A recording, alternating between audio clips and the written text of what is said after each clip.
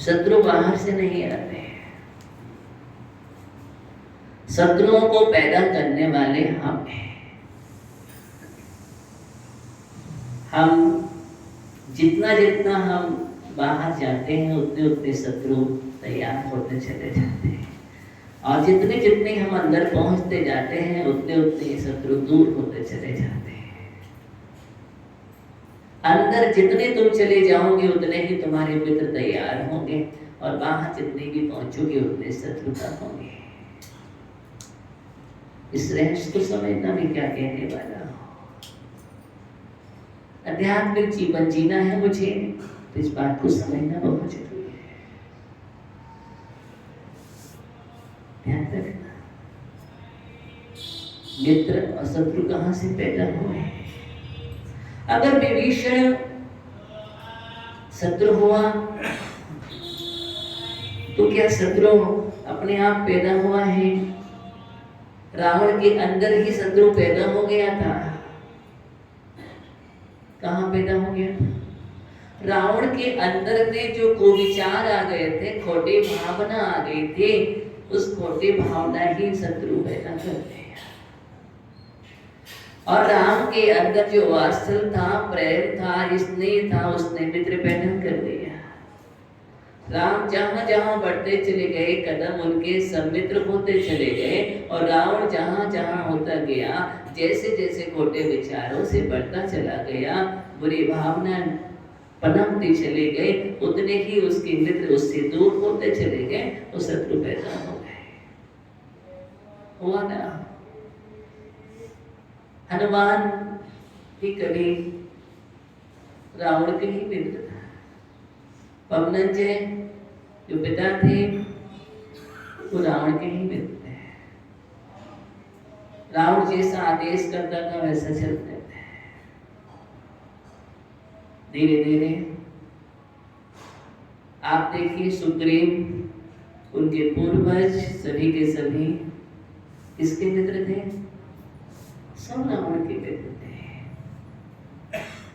त्रिखंडाधिपति था रावण, तीन खंड का अधिपति, तीन खंड का राज, तीन खंड के राजा सम्राट सब हाथ जोड़ करके खड़े रहते थे।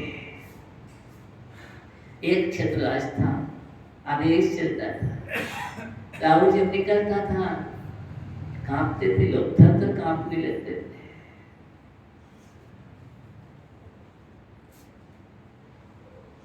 सब, लेकिन धीरे धीरे क्या हुआ?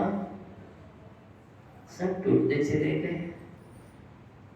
उधर सुग्रीव, पवनंजय, हनुमान, ये सभी के सभी, और तो और क्या, हम दूसरे की बात क्यों करते हैं? सगे भी दूर हो गए। कौन हो गए? सगा भी दगा कर जाता है। सगा दगा कर जाता है। क्यों? क्योंकि तुम्हारे अंदर ये दगाबाजी पैदा हुई है। हम देखते हैं कि धोखा उसने दिया है। सही मायने में पूछो, धोखा उसने नहीं दिया है, तुमने ही दिया है। वैसा बीज तुमने बोया है, इसलिए वो सामने आया है। बीज बोने पर ही आया सामने। आप देखो, उठा करके हम बात करते हैं कि उपसर्ग किया है पारसनाथ पर, किसने?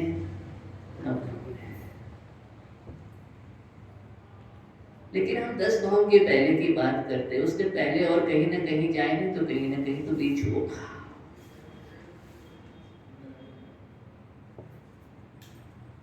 सुखमाल पर शेर को श्याली रक्षण कर रहे हैं। उस कहीं भाव में जाओगे तो कहीं ना कहीं उस जीव ने भी उसका कहीं अपमान किया था। याद करो जब भावज की बजाय, हाँ, कुछ ना कुछ तो कारण है। कहीं कहीं लगता है अकारण बंद हो जाते हैं। जब 10 भाव तक देखते हैं तो कमट का जीव निरंतर उपसर्ग करता रहा, पारसनाथ क्षमा करते रहे, तो हमें लगता है बुरा कारण है, लेकिन कहीं ना कहीं सकारण तो है। बीच हमें ये लगता है देखो हमने इस भाव में तो कुछ नहीं किया है, क्योंकि हम इस भाव को ही जानते हैं। समझ लिया, हमने किसी के साथ धोखा नहीं दिया, छल नहीं किया है, प्रपंच नहीं किया है, किसी के साथ कुछ नहीं किया है, हमेशा हम अच्छा करते रहते हैं, अच्छी भावना रखते हैं, सब कुछ तो अच्छा अच्छा करते हैं, लेकिन फिर भी मुझे कहीं ना कहीं बुरा मिलता है। अब क्या करेगा? तो क्या करेंगे? उसके कारण हम ही हैं। खोजो कौन है? उसके कारण हम ही हैं। क्या है?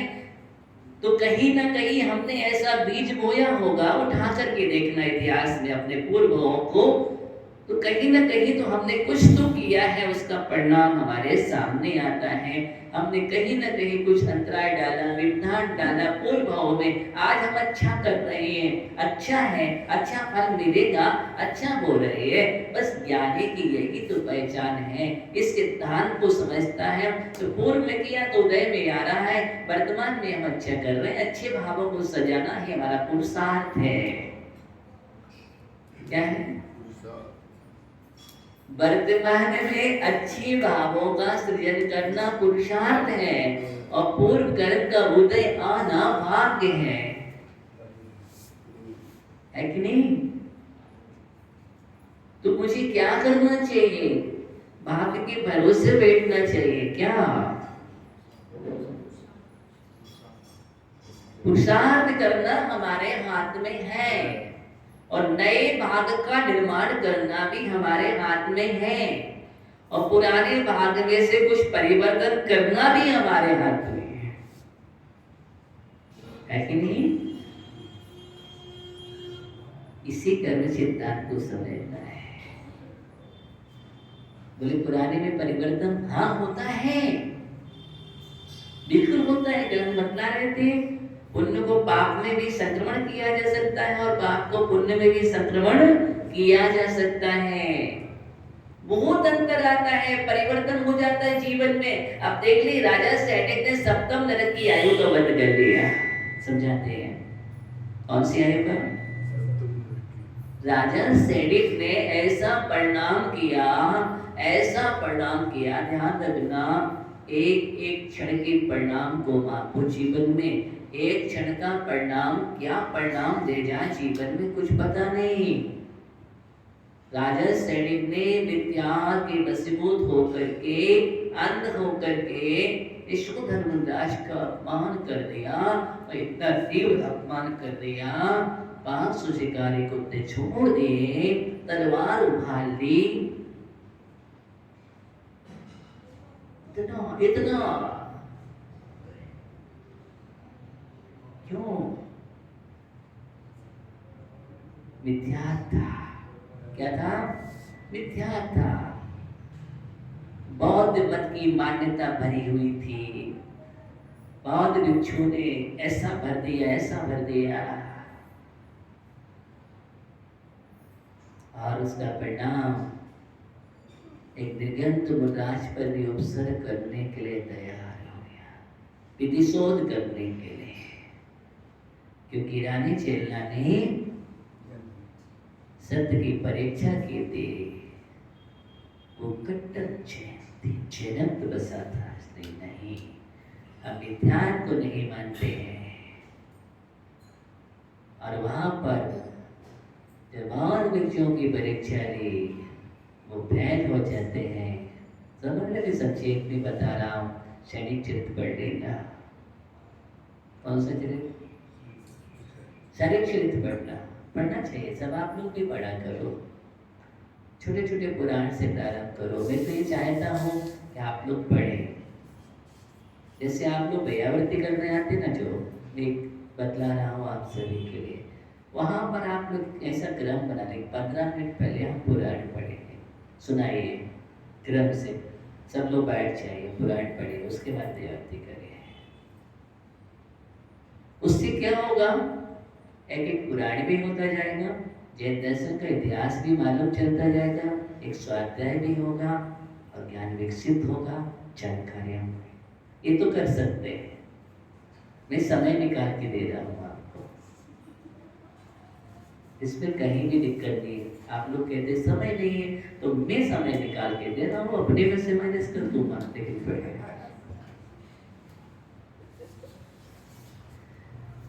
तो सैनिक चरित्र की बात कर रहा था कि सैनिक चरित्र में ऐसा लिखा हुआ है।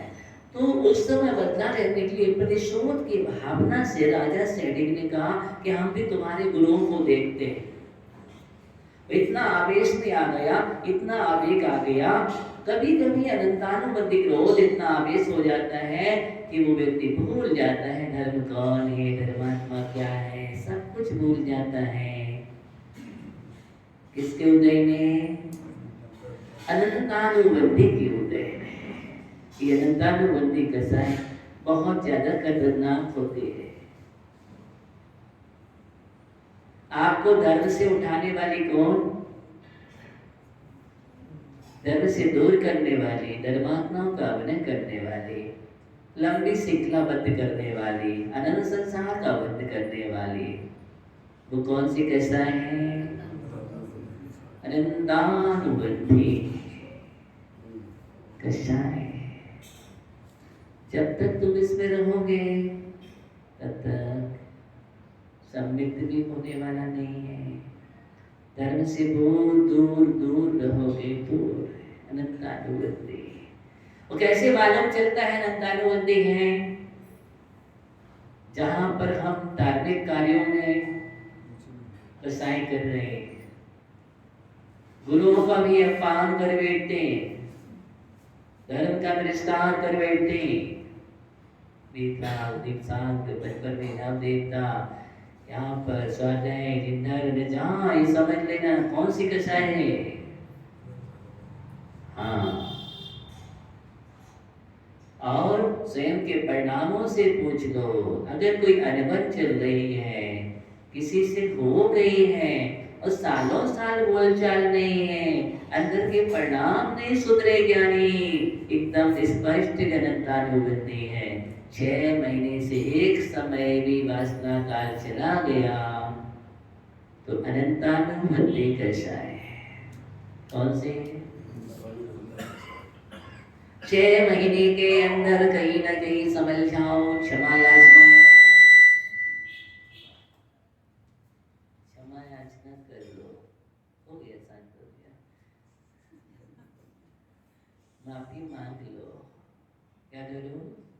अच्छे परिणामों को कर लो, अपने अंदर के परिणाम को, कसाई की गांठ, पैर की गांठ दूर कर दो, धो डालो अच्छे परिणामों से उस विकारों को। समझ लेना ज्ञानियों, अनंतानुबंधी नहीं रहेंगे, नहीं रहेंगे। इसलिए क्षमा बड़े पर्व 2 बार मनाना चाहिए मुझे। कितने बार? 2 बार। हम 1 बार मनाते हैं तो लंबा समय खींच जाता है कि 6 महीने के बाद अगर कोई दशा चलेगी तो अनंतानुबंधी हो जाती है ना, इसलिए। और हम 1 बार मनाते हैं। मुझे 2 बार क्षमावाणी मनाना चाहिए। आगम के अनुसार तो 3 बार क्षमावाणी होती है। 4-4 महीने में पर्व आता है, पर्युषण पर्व। यह पर्युषण पर्व जल्दी भी है, माघ के महीने में, चैत के महीने में, और उसके बाद फिर तो ठीक है, आराम से बच जाओगे आप। चैत के महीने के बाद लगाओगे, भादों के महीने तक कितना हुआ?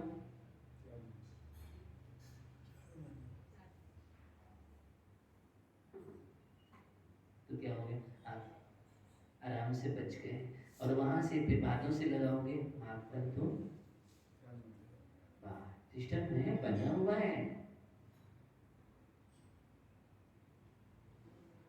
इसलिए क्षमावाणी पर बनाना चाहिए ताकि सुरक्षित रहो। क्या करो? सुरक्षित रहो, हृदय की निर्मलता करो। मैं ये थोड़ी कह रहा हूँ कि आप 4 महीने तक बांध के रखो कैसा है, या 6 महीने तक बांध के रखो तो चलेगा, इतना नहीं।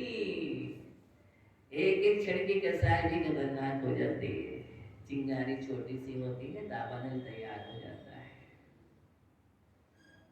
मालूम है, थोड़ी सी चिंगारी होते हैं, उड़ते हैं आपस में,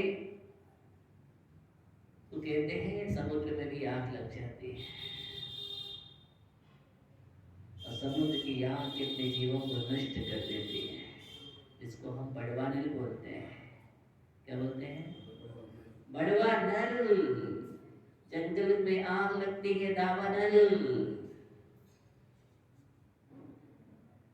थोड़ी सी चिंगारी होती है, फैलती चली जाती है, इसलिए चिंगारी को चिंगारी समझ करके मत छोड़ दो, वही समाप्त कर दो, वही बुझा दो तत्काल। मैंने कहा था जल लेकर के चला चल करो। कैसे? जल को लेकर के चला करो, कहीं आग लगी तो बुझा दिया करो। तत्काल बुझाने की आदत डालो, इंतजार मत करो। बढ़ जाएगी, फैल जाएगी, तब तुम कौन करो? Fire brigade. हाँ, अब ला भैया अग्निशामक। पहली बात तो आग ही मत लगने दो, और कहीं लग गई तो बुझा दो। यही समझदारी है, यही विवेक है। मैंने कल कहा था समझदारी यही है, समझ करना कि हम ईंधन डालते रहे और मजा आग लगा देते हैं। आज तुम जीवन में अगर आग लगाओगे तो कल पता नहीं कितनी आग तुम्हारे जीवन में फैलेगी। इस सिद्धांत को समझो। थोड़ी सी कर्म के परमाणुओं को देखो। राजा सैनिक ने क्या किया? क्रोध की आग लगा ली। किसकी? क्रोध की आग अंदर में लग गई, परिणाम ये निकला। शंकर लाल जी कहाँ हो? सुन रहे हो? परिणाम ये निकला कि वो एक छोटी सी अंदर में आग लगी थी और इतनी दावानल बनी, उसका परिणाम ये निकला सातवां नरक। कहाँ पहुंचे उत्तम भैया? सातवां नरक।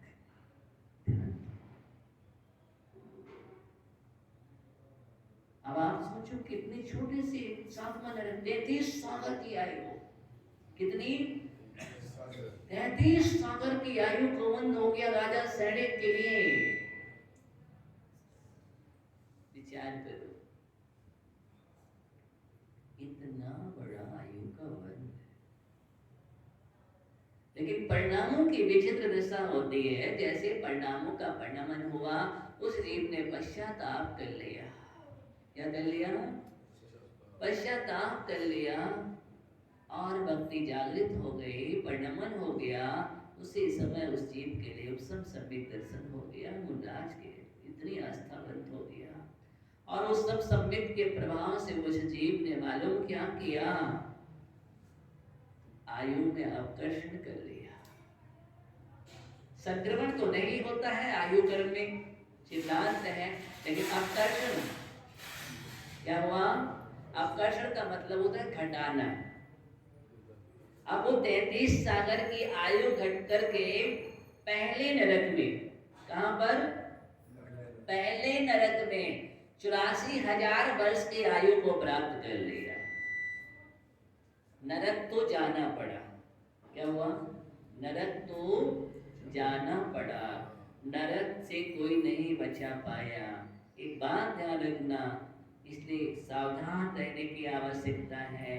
पता नहीं कब हम कौन सा भाव कर बैठे और कौन सा समय आयु बंध का काल उपस्थित हो जाए और बंद हो गया आयु का, तो अब आप क्या करोगे? राजा सैनिक का वह जीव है जो राजा सैनिक ने साइक सम्यक दर्शन को भी प्राप्त कर लिया भगवान महावीर स्वामी के पाद मूल में समुद्र में जाकर के। यहाँ तक इतना निर्मल परिणाम बनाया कि दर्शन विशुद्धि जैसी भावना को वाकर के तीर्थंकर प्रगति का भी वर्णन कर लिया। वही राजा सैनिक प्रमुख सोता 60,000 प्रश्न करने वाला ऐसा महामना लेकिन उस जीव को नरक तो जाना पड़ा। कहा? नरक जाना पड़ा, क्योंकि आयु का वध हो गया था, वो टल नहीं सकती है। सम्यक के प्रभाव से चाहे सम्यक दर्शन है, पहले नरक से अधिक ऊपर नहीं जा सकता है जीव, अगर बर्दाश्त है। पहले आयु का वध कर लिया था, बाद में सम्यक्त हुआ। सम्यक्त हो जाए तो कभी अशुभ आयु का वध नहीं होता है, लेकिन पहले कर लिया था उस जीव ने, अब टल नहीं सकते।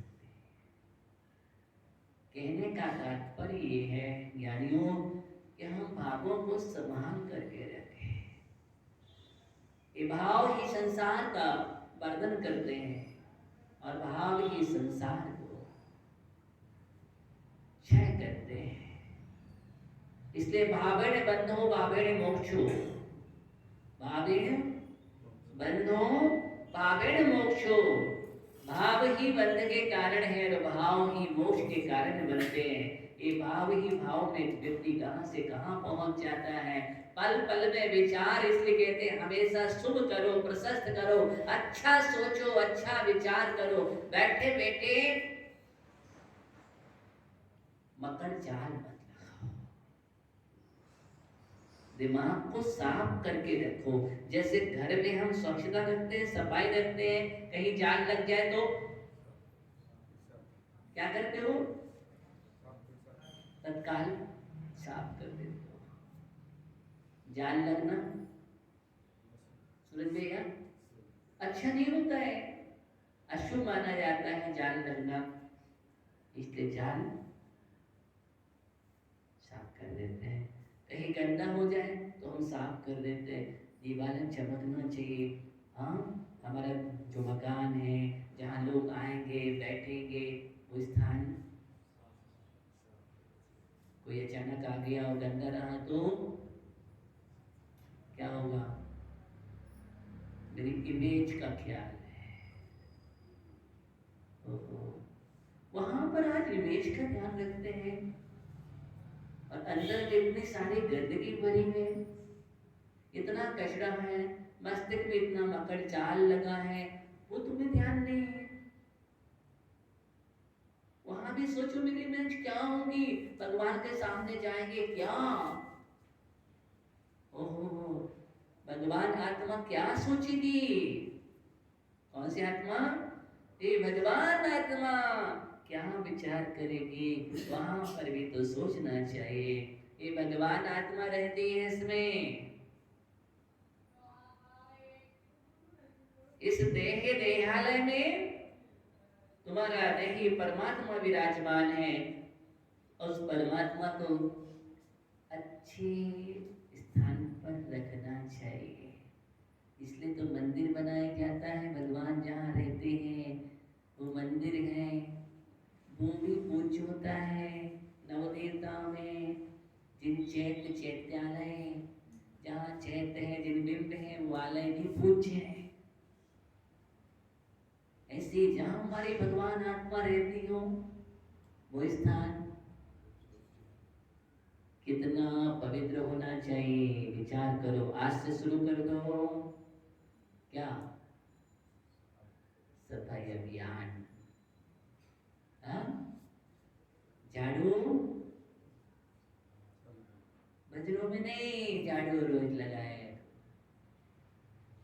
बंद मंदिर में बैठ जिया, कहा बैठे हो तुम? बैठे हो क्या? बैठ गया मन मंदिर में बैठ जिया, झाड़ू रोज लगाया कर, लगाया कर, भजनों में नहीं, लगाया कर। लगाना शुरू कर दो अपने अंदर में बैठ करके। झाड़ू लगाने का नाम, यही तो मंदिर आने का उद्देश्य है। मंदिर में आकर के अगर तुमने झाड़ू लगाना नहीं सीखी, हाँ महाराज क्या सिखा रहे? झाड़ू लगाना? हाँ बिल्कुल झाड़ू लगाना सिखा रहा हूं। अगर तुमको झाड़ू लगाना नहीं आता तो क्या आता है? सबसे पहले पूछना चाहिए, झाड़ू लगाना आती है?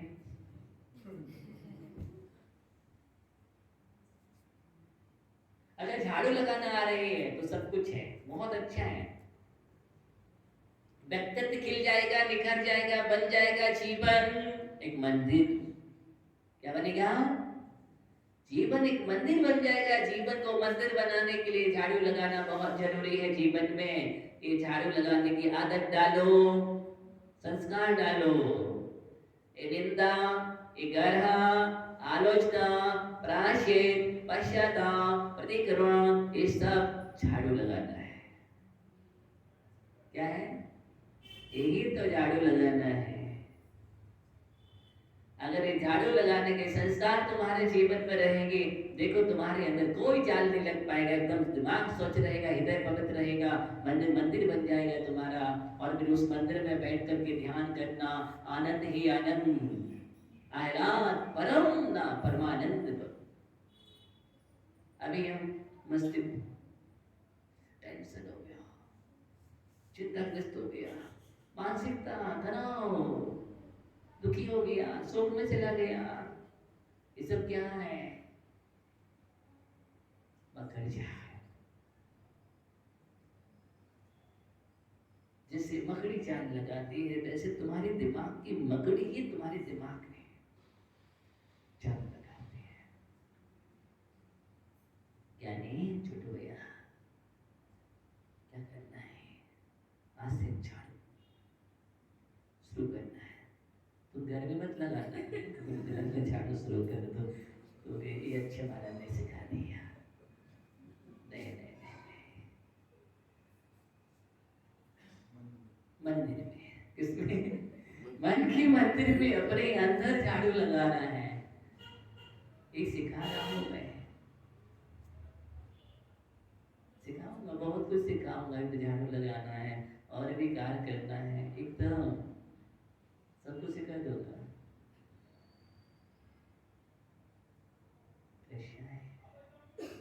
अब तो ज्ञान की चर्चा चल रही है कल से। अंदर में बैठ करके किसी कर्म पर दोष मत दो। मैं तो ये कहता हूँ द्रव्य कर्मों पर भी दोष मत दो। किस पर? और अध्यात्म की बात कर रहा हूँ, द्रव्य कर्मों पर बस दोष दो कि ज्ञानावर्णी दक्षिणावर्णी ऐसा कर रहा है। ज्ञानावर्णी दक्षिणावर्णी क्या करेगा?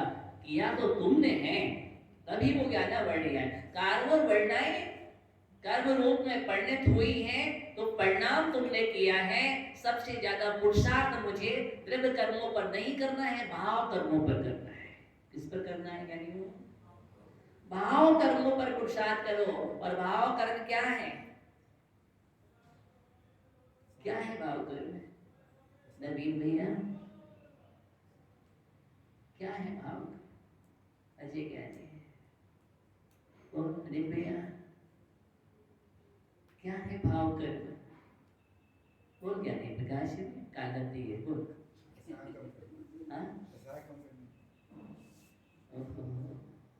ये राग द्वेष जो है यही भाव कर्म है। क्या है? राग द्वेष करते हो तुम, इसलिए द्रव्य कर्म पर नमन करते हैं और फिर बंद होता है, उदय होता है। फिर तुम राग द्वेष करते हो, निमित्त नैमित्तिक संबंध बना रहता है। इस संबंध को अगर विच्छेद करना है तो भाव कर्म पर पुरुषार्थ करो। इस पर करो, क्योंकि वो हमारे हाथ में है। राग हम करते हैं, द्वेष हम करते हैं, उस पर पुरुषार्थ हम कर सकते हैं। और वो नहीं करेंगे तो कर्म का बंध नहीं होगा। बंद को बंद करने की प्रक्रिया यही है और बंद नहीं बनने का आयाम यही है। इसलिए हमें राग द्वेष पर पुरुषार्थ करो। ये मेरे ही कर्म का परिपाक है। रो करके नहीं, मुस्कान के साथ रहो। भूल मत जाओ कि महाराज ने कहा तो रोते बैठ जाओ, मेरी कर्म का होता है। नहीं, रोते रोते कर्म नहीं भोगो। कर्म का उदय आया फिर भी तुम मुस्कुराते रहो, प्रसन्न रहो, कर्म चला जाएगा। और नहीं तुमने मिलानता लाई तो नया कर्म बन अपनी संतान छोड़ के चला जाएगा। क्या होगा? अब फिर संतान को पालो, फिर बड़ा करो, हम यही करते हैं। इस संतान को पालने की आदत, संस्कार पड़ गए तुम्हारे। हाँ, तुम ही पैदा करो, संतति चलाओ। बोले कुल परंपरा चल रही, संतति चलनी चाहिए। अरे कम से कम कर्म की संतति तो मत चलाओ। किसकी? एक कर्मों की संतति मत चलाओ कि वो भी रोते थे तो हम भी रोए, वो हाथ पे हाथ रख, तो वो मस्तिष्क पर हाथ रख करके बैठे थे तो हम भी बैठे। क्या करें, मेरे तो कर्म फूट गए। कैसे बोलते हैं हम लोग, कितना गलत बोलते हैं। और जिस दिन तुम्हारे कर्म फूट जाएंगे ना, तुम भगवान बन जाओगे। बोलो, कर्म का फूटना भगवान बनना है। अरे कर्म कहाँ फूटे, कर्म फूट जाए तो बहुत बड़ी बात हो जाए। बोले कर्म रूठ गए, रूठे नहीं है, आ गए। क्या हुए? कर्म आ गए, तुम पर हावी हो गए, तो क्या करो, तुम उन पर हावी हो जाओ। क्या करो? कर्म की शक्ति को कमजोर करना है तो अपनी शक्ति को बढ़ाओ, अपने पावर को बढ़ाओ। इसको अपने पावर को बढ़ाना शुरू कर दो। कर्म कर्म हितावन्ति जीवो जीवित स्व प्रभाव भूयस्ते स्वार्थम को वांछति। इष्टोपदेश में आचार्य पुष्पा स्वामी लिखते हैं, कर्म कर्म का हित करते हैं, जीव जीव का हित करता है, स्वार्थम को न वांछति। हर कोई अपने स्वार्थ को चाहता है। सौ प्रभाव हुए, हर कोई अपने अपने प्रभाव को बढ़ाना चाहता है। तो हम तो जीव हैं, आत्मा है, चैतन्य है। ये चेतन द्रव्य की शक्ति को बढ़ाओ, कर्म की शक्ति को नहीं। अपने पावर को बढ़ाना शुरू कर दोगे तो भगवान बन जाओगे। कर्म तुम्हें परेशान नहीं करेगा, कर्म हार जाएगा तुमसे। क्या होगा? कर्म हार जाएगा। और अभी तुम क्या करते हो? कर्म को बढ़ा देते हो, उसकी शक्ति, उसके पावर को, तो वो तुम्हें दबोच देता है, कमजोर कर देता है। हाँ, कर्म का उदय आया, हमने राग किया। कर्म का उदय आया, हमने द्वेष किया।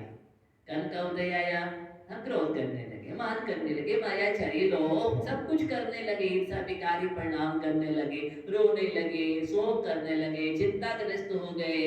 अब हम क्या करें? क्या तुम पुरुषार्थहीन हो रहे हो? क्या करो? तुम इतनी अनंत बलशाली आत्मा हो, कैसे हो? तुमसे बड़ा कोई बलवान है क्या? बोलो। और तुम कमजोर समझते हो अपने आप को? अरे तुम कैसे कमजोर हो जाओगे? इस आत्मा के अंदर अनंत शक्तियां हैं, उन अनंत शक्तियों को पहचानो। क्या करो? पहचानो अपने को, याद करो। लेकिन हम सब बोले हुए हैं, साथ भी हम किसका देते हैं? बदल भैया, हम किसका साथ देते हैं? कर्मों का। हाथ भी पकड़ते हैं, कर्मों का। नहीं नहीं, बंद करो ये प्रक्रिया। क्या करो? ये बंद करो प्रक्रिया। अब मुझे कर्मों का साथ नहीं देना है। मैंने भाव में साथ दिया है, लेकिन अब मैं ऐसा कार्य करूंगा, ऐसा कार्य करूंगा। बस मैंने बहुत राग किया है, बहुत साथ किया है। मैं अशोक वाटिका में लंका पे भी पल पल पे याद किया है राम को। किसको? पल पल में राम को याद करते, राम के नाम याद कर करके जिया है मैंने, समय निकाला है।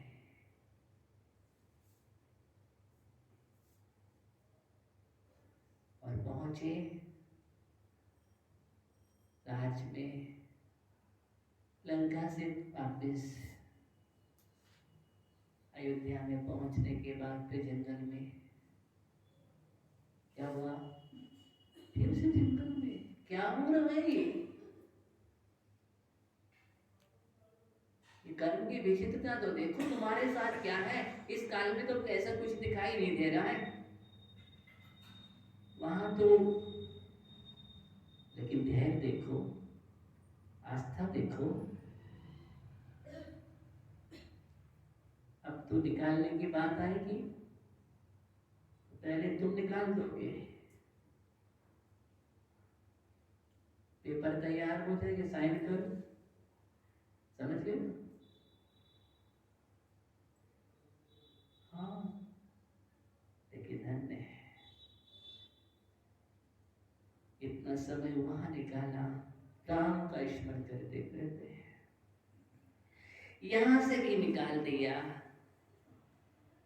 किसी के कहने पर। तीर्थ यात्रा के बहाने जाओ सेनापति कृतांत बनते, जंगल में छोड़ करके आ जाना। कुछ भी नहीं लगा राम के लिए, कुछ भी नहीं लगा कि मैं किसको छोड़ रहा हूं, उसका जंगल में क्या होगा।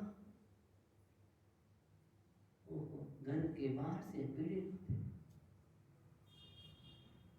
एक समय वो था जब सीता का हरण हुआ तो वही राम पत्ते पत्ते से पूछ रहे थे मेरी सीता को देखा क्या।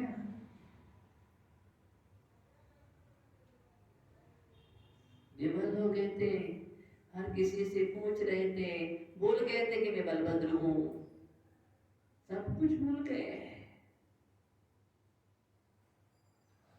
कण कण से पूछ रहे थे, जो भी मिला मेरी सीता को देखा क्या। और अब क्या हो गया, कर्म सिद्धांत समझो। क्या समझो, कर्म सिद्धांत को समझो। एक क्षण वो भी था, एक क्षण वो भी आया, दूसरा क्षण वो भी आया, सीता के जीवन में भी वो क्षण आया। कहां से कहां बनता परिक्रमा, उसके बाद भी देखो अग्नि परीक्षा, निष्ठुरता तो देखो कर्म की है। अग्नि में परीक्षा करके जंगल में छुड़वा दिया पृथ्वी अभी। क्या जीवन सीता का जीवन भी देखो तो क्या संघर्ष का जीवन था। हम बात करते हैं इतना संघर्षमय जीवन, कौन सा सुकून मिला उसके जीवन के लिए, कहाँ मिला।